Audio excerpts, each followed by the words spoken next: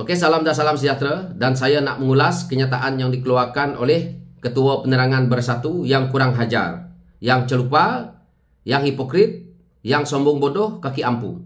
Jadi saya nak jawab kenyataan Razali Idris ni berkenaan dengan isu dia seolah-olah mengugut Menteri Komunikasi ataupun Ketua Penerangan Parti Keadilan Rakyat, yaitu Fahmi Fadzil.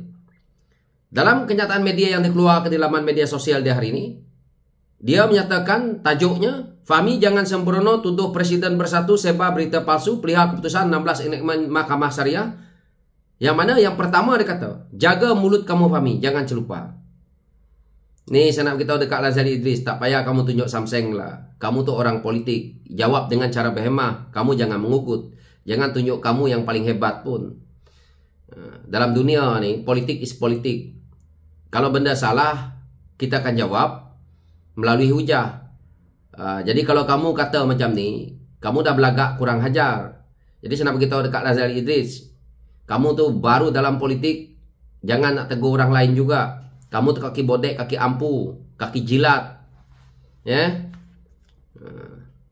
Yang kedua, di sini dia menuduh, jangan menuduh ikut sedap mulut terhadap Muhyiddin Yassin berhubung putusan mahkamah yang membatalkan 16 seksyen kesalahan di bawah Kanun Jenayah Syariah kurungan 1 Kelantan 2019. Ini Fahmi tidak menuduh dia ya. Kenyataan Tan Sri Muhyiddin Yassin berkenaan dengan isu ini, saya tidak nak ambil panjang. Dalam kenyataan Muhyiddin katanya macam ni. Ini saya baca kenyataan media yang dikeluarkan oleh Tan Sri Muhyiddin Yassin di laman media Tan Sri Muhyiddin Yassin itu sendiri. Apa Tan Sri Muhyiddin Yassin cakap? Dengan keputusan ini, perbuatan yang bertentangan dengan hukum Islam seperti menawarkan perkhidmatan maksiat, berkahwat, sumbang mahram, dan minum arak tidak lagi menjadi satu kesalahan bagi umat Islam di negeri Kelantan. Saya nak tanya Razali Idris, betul ke dekat Kelantan sekarang ni perkara yang disebutkan oleh Tan Sri Muhyiddin Yassin saat ini tidak akan berlaku dah, dan orang boleh buat maksiat dan sebagainya, dan boleh maksiat, boleh berkawat, sumbang maram, minum arak, betul? Boleh berlaku tak? Ini yang dijawab. Ini yang Fahmi kata sebagai penipu, sebagai berita palsu. Mana ada dekat Kelantan sekarang ni boleh buat maksiat, boleh minum arak? Jadi Razali Idris, kalau kamu nak menjilat Muhyiddin tu, kamu nak jilat telur Muhyiddin, kamu nak ampu Muhyiddin, kamu tak ada masalah. Tapi kamu jangan menidakkan perkara yang memang tidak berlaku. Kamu mengiyakan benda yang Tan Sri Muhyiddin Yassin ulas yang betul-betul tak berlaku. Saya nak tanya orang Kelantan hari ini, betulkah di Kelantan hari ini boleh minum arak? Setelah 16 enakmen enakmen Kanun Jenayah Syariah Kelantan ini telah pun dibatalkan. Saya nak tanya, maksiat, sumbang mahram, minum arak boleh berlaku tak dekat Kelantan sekarang ni? Jadi ini Razali Idris ni nak mengampu agak-agak lah. Jangan jadi anjing. Anjing menjilat tai. Saya nak beritahu dekat Idris. Ini Razali Idris. Ya. Di sini dia nak cerita tentang Tan Sri Muhyiddin Yassin ialah mantan Perdana Menteri. Dia kata mantan timbalan mantan Perdana Menteri, mantan timbalan Perdana Menteri, dan mantan Menteri Besar serta beberapa portfolio Menteri Kabinet. Justru seorang yang sangat dihormati, berprinsip, integriti dan benar berani. Kepala otak engkau lah ni Razali Idris. Dulu orang tak tahu. Sekarang ini saya nak beritahu, Tan Sri Muhyiddin Yassin menjadi Perdana Menteri dengan cara yang paling keji, yaitu merampas kerajaan yang tanpa nama dia diminta oleh rakyat untuk menjadi Perdana Menteri. Tak malu ke? Muhyiddin Yassin jadi Perdana Menteri bukan mandat rakyat tau. Daripada langkah Sheraton itu. Bagaimana mandat rakyat? Iaitu pada pilihan raya. Kita tengok, walaupun mandat kita tidak sampai untuk Datuk Seri Anwar Ibrahim menjadi Perdana Menteri, iaitu majoriti kita tidak dapat sampai 112 kursi, tetapi Pakatan Harapan adalah parti yang terbesar memenangi pilihan raya PRU ke-15 ni. Saya nak beritahu dekat Razali Idris, kalau rakyat suka Muhyiddin jadi Perdana Menteri, Perikatan Nasional menang 112 kursi. Tapi apa terjadi? Dalam kerajaan, Mereka menggunakan kuasa kerajaan, tapi masih hanya ada 73 kursi. Tak malu Razali Idris nak bercakap, nak berkokok. Tengok macam mana mandat tu. Orang politik ini dapat kuasa itu. Menjadi mantan timbalan Perdana Menteri. Itu lantikan dibuat oleh Najib, yang mana dia dibuang oleh Najib lagi. Dan hampir-hampir tak boleh ke politik hari ini. Nasib baiklah Pakatan Harapan ada. Kalau Pakatan Harapan tak ada, hari ini Bersatu tak ada. Dan Razali ini pun saya rasa tak ada lagi kaki pengampu yang ada hari ini.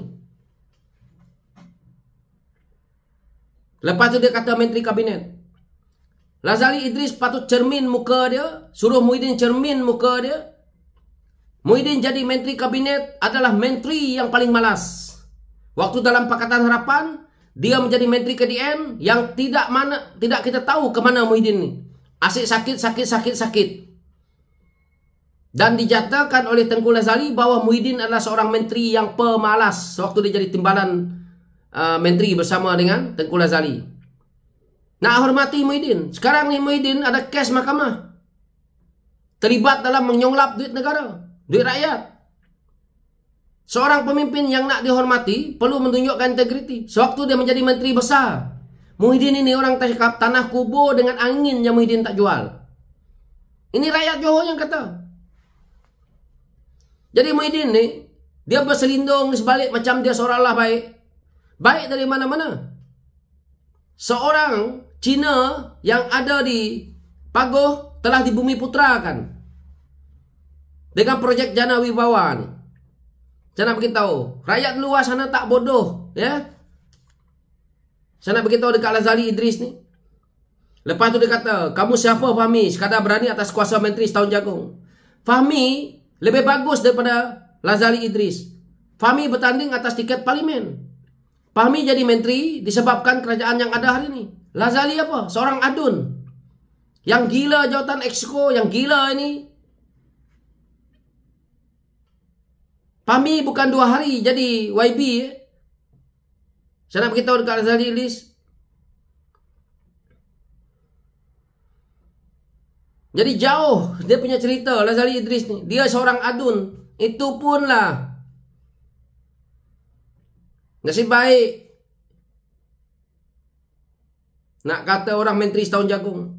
Ini adalah sikap yang ada keangkuhan, kesombongan, kebangangan. Semuanya ada dekat Razali Idris ni. Saya paling tidak suka ya apabila orang menyatakan kamu ni siapa Fahmi hanya sekadar atas kuasa menteri setahun jagung. Memang betul-betul kepala otak kamu Razali Idris. Saya nak bagi warning dekat Razali Idris ni. Jangan dia kurang hajar. Menteri ni 2 hari ke, 3 hari ke, 4 hari ke, tidak ada isu kita nak kata macam tu. Sebab itu Malaysia ni tak maju tau. Sebab apa? Kita selalu menidakkan tokoh-tokoh muda yang baru. Kita selalu menidakkan kebijakan-kebijakan baru daripada orang baru. Kita menggunakan istilah aku orang lama. Aku hebat.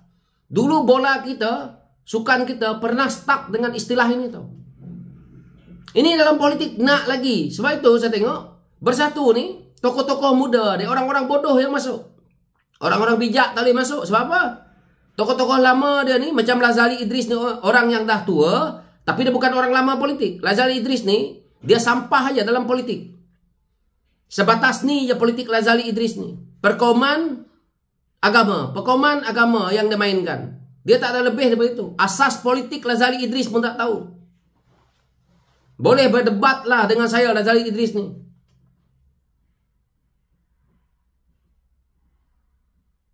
Asas politik dia tebal ni je. Saya nak kita tahu. Lepas itu, dia kata, kenyataan tegas lagi berani yang mempertahankan hukum Islam tidak akan sesekali dibiarkan begitu rupa, apatah lagi menuduh menteri bertopengkan Dajjal. Nah, dia kata Fahmi Dajjal pula. Ya. Ini bukan cerita mempertahankan hukum Islam ke, hukum agama ke, hukum apa ke. Ini kesalahannya adalah bertindih. Bertindih yang dibatalkan itu bertindih. Kamu nak mempertahankan itu tak ada masalah. Tapi masalahnya pada bertindih itu apabila dibatalkan, dia tetap masih berjalan. Jadi nak kelirukan orang dekat mana ni Razali Idris? Jangan jadi bangang ya Lazali Idris. Saya jawab betul nih. Saya bengang betul dengan Ketua Penerangan Bersatu ni. Daripada dulu saya bengang. Nama aja Datuk Lazali Idris ni saya dah benci tengok dia. Sebab apa? Dia ni sebenarnya dajal. Dia yang dajal. Dia ni penipu dalam politik. Cari makan dalam politik. Idealisme ni tak membangunkan negara pun. Nasib baik tempat dia bertanding tu. Kalau letak tunggul kayu, letak logo PAS pun dia boleh menang. Letak logo Bersatu. Yang ni, yang jenis perkauman duduk dekat sana. Dia itu yang dia boleh menang dekat sana tu. Ni, isu Lembaga Keputusan Pengampunan yang dikatakan bocor. Yang dikata terlepas dekat Singapura ni. Saya nak beritahu dekat Lazali Idris. Kamu jadi kerajaan dulu pun sama. Benda-benda ni ada pro and kontra. Saya berapa kali saya ulang. Dalam kerajaan yang terbentuk hari ini, masih banyak pengkhianat-pengkhianat negara yang masih berkiblatkan hal-hal salah. Ini bukan salah fahami pasal. Maklumat ini bocor, patutnya orang-orang itu disesat. Daripada lembaga pengampunan tu, kerani-kerani dia, kelak apa tu, mereka punya pembantu-pembantu tu, itu yang perlu disesat. Sebab membocor ke rahsia. Bukannya Fahmi, tak ada kena-mengena dengan Fahmi. Nak buat inquiry tribunal nak tubuhkan. Lepas tu dia kata nak suruh Fahmi lepas jawatan serta-merta. Fahmi lepas jawatan pun naik menteri yang lain. Kalau saya naik lagi mati kamu Lazali Idris. Aku balung kau cukup-cukup. Kalau saya menteri KDN Lazali Idris ni, aku dah tahan dah masuk dalam. Nak bercakap jadi ketua penerangan macam tai kucing. Menyemaklah kau Lazali Idris. Sampah. Kita tengok, kalau ada daripada kalangan pemimpin Bersatu lepas ini menyokong Datuk Seri Ibrahim, saya harap Lazali Idris letak jawatan sebagai ketua penerangan kerana kamu gagal menerangkan kepada puak-puak kamu kenapa perlu pertahankan komponen Perikatan Nasional. Kenapa mereka asyik melompat. Patutnya hari ini Lazali Idris malu. 6 orang telah melompat. Dia sebagai ketua penerangan tak menerangkan kepada 6 orang ahli parlimen ini untuk jangan melompat. Ketua Penerangan Bersatu adalah ketua penerangan yang paling bangang dalam dunia. So itu ulasan saya. Sekian, terima kasih. Untuk saya nak menjawab ulasan Lazali Idris yang bodoh ni. Bodoh, dia juga dajal. Sebab dia kata Fahmi dajal, dia ni bapak dajal. Geng-geng suka makan duit dalam negara ni inilah. Sekian, terima kasih. Thank you.